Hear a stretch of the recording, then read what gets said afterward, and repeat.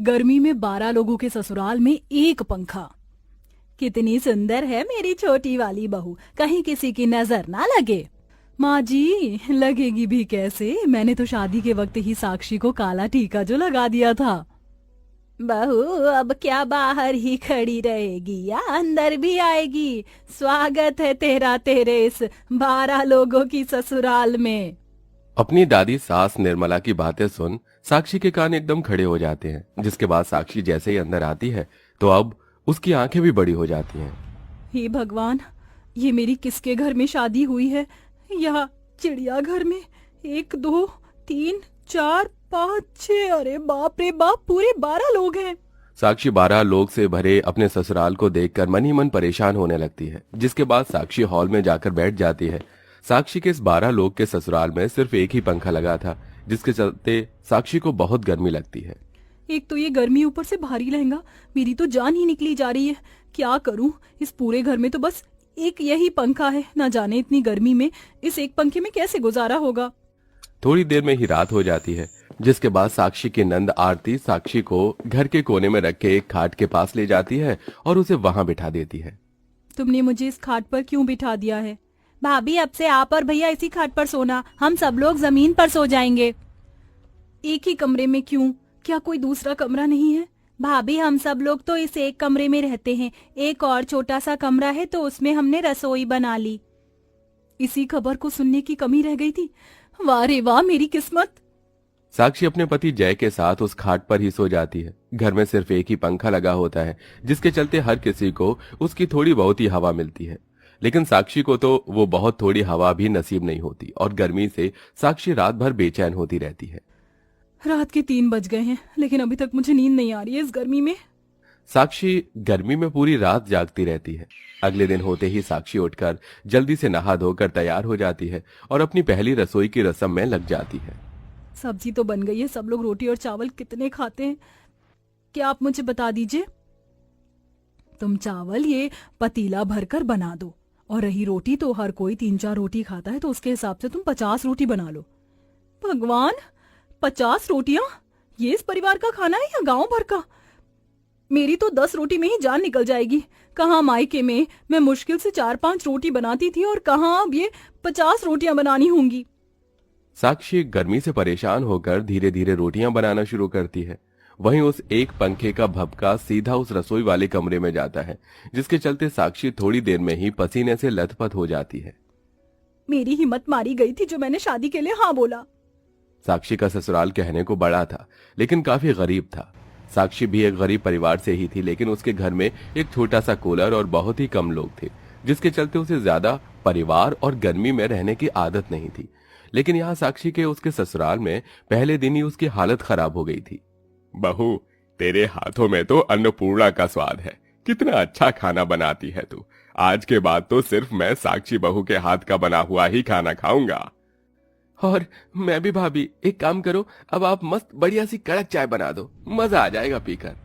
इतनी गर्मी में काम किया है, सोचा थोड़ी देर पंखे की हवा खाऊंगी, लेकिन इन लोगों को तो इतनी गर्मी में भी चाय पीनी है। साक्षी फिर एक बार और गर्मी से परेशान होकर सबके लिए चाय बनाती है। सभी हॉल में बैठकर चाय पीते हैं, जिसके चलते साक्षी को कहीं पर भी पंखे के नीचे बैठने की जगह नहीं मिलती और ऐसे ही रात हो जाती है। लेकिन आज की रात भी साक्षी को नींद नहीं आती। बस अब बहुत हुआ, अब मैं इस गर्मी को और बर्दाश्त नहीं करूंगी। मैं चली बाहर सोने के लिए, कम से कम बाहर की हवा से तो चैन की नींद आएगी मुझे। साक्षी पंखे की हवा न मिलने की वजह से गुस्से में बाहर आंगन में सोने के लिए चली जाती है। लेकिन आंगन में हवा लगने की बजाय साक्षी को मच्छर काटने लगते हैं, जिसके चलते बेचारी फिर से अंदर आ जाती है। आज तो मैंने समय से सारा काम खत्म कर दिया, अब जल्दी से इस पंखे के नीचे सो जाती हूँ। रात को ना सही कम से कम दिन में तो नींद नसीब हो। साक्षी जैसे ही पंखे के नीचे सोती है, तभी वहां उसका दादा ससुर प्रकाश आ जाता है।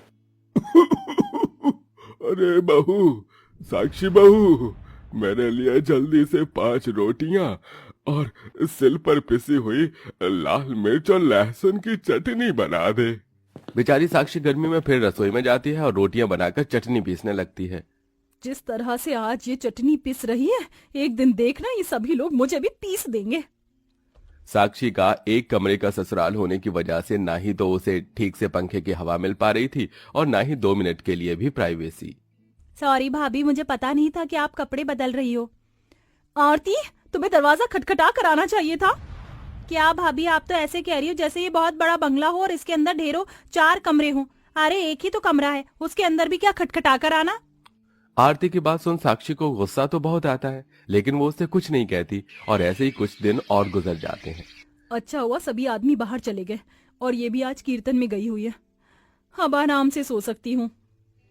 साक्षी जैसे ही उस पंखे की हवा में सोने के लिए जाती है तो तभी उसकी जेठानी के दोनों बच्चे रोहन और दीप्ति घर में खेलने कूदने लगते हैं, जिसकी आवाज के चलते साक्षी की नींद खराब होने लगती है।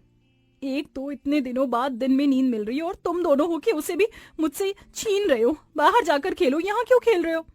चाची बाहर बहुत गर्मी है, इसलिए हम तो नहीं खेलेंगे। अगर आपको सोना है तो आप बाहर चली जाओ। मन तो कर रहा है इन पिद्दी भर के बच्चों को उठाकर बाहर फेंक दूं, लेकिन क्या करूं, मजबूर हूं। साक्षी अपना गुस्सा कंट्रोल करती है और उन दोनों से कुछ नहीं कहती। सुनिए जी, अब इस 12 लोगों के ससुराल में एक पंखे में मैं नहीं सो सकती। कहीं से भी एक और पंखा लेकर आइए ना। साक्षी तुम जानती भी हो, ये एक पंखा भी हम लोग कितनी मुश्किल से लेकर आए थे। 8 महीने तक हमने इस पंखे की किश्त भरी थी।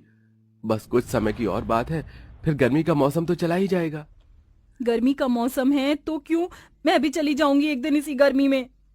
गर्मी में दिन भर काम करना और ठीक से नींद न मिलने की वजह से अब साक्षी की तबीयत खराब होने लगी थी। वहीं गर्मी की वजह से साक्षी के हाथ पैरों पर गर्मी के दाने निकल आए थे। साथ ही साथ अब धीरे धीरे उसके शरीर में पानी की कमी भी होने लगी थी। शरीर में बिल्कुल भी जान नहीं बची है। ना जाने क्यों चक्कर आ रहे, ऊपर से पसीना आता है। गर्मी के चलते मेरा बीपी बहुत ज्यादा लो हो गया है। अरे साक्षी बहू, तू यहाँ बैठी है, चल अब जल्दी से उठ और सबके लिए एक एक कप चाय बना दे। मेरी तबीयत मुझे कुछ ठीक नहीं लग रही है। आज चाय आप किसी और से बनवा लो। तो जैसी चाय तो इस घर में कोई भी नहीं बना सकता। चल उठ जा, ये तबीयत खराब कुछ नहीं होता। अपनी सास की बात सुन साक्षी उठती है और गर्मी में जाकर सबके लिए चाय बनाती है।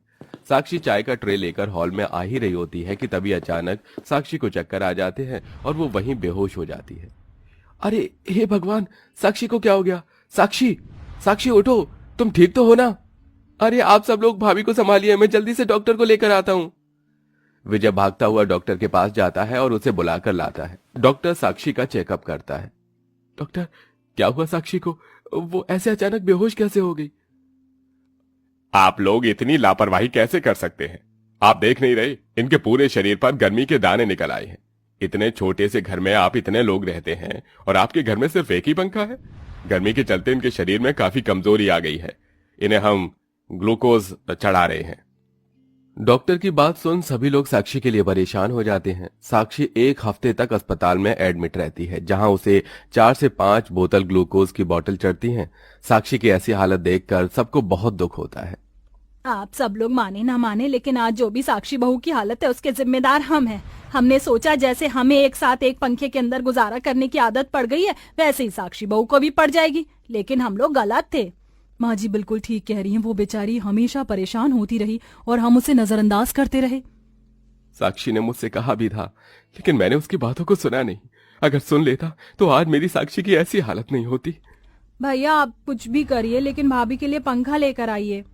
आरती की बात सुन और साक्षी की हालत देख घर में सभी लोग अब थोड़े थोड़े पैसे मिलाते हैं, जिससे जय एक फर्राटेदार पंखा लेकर आता है, जिसकी हवा के सामने बैठकर साक्षी को काफी अच्छा लगता है। साक्षी बहू, हमें माफ कर देना, हमारी वजह से तेरी इतनी बुरी हालत हो गई थी। इसमें आप लोगों की कोई गलती नहीं है, ये सब तो बस गर्मी की वजह से हुआ था। लेकिन अब देखिए हमारे घर में कितना अच्छा पंखा आया है। अब हम में से किसी को भी कभी गर्मी से परेशान होने की कोई जरूरत नहीं होगी।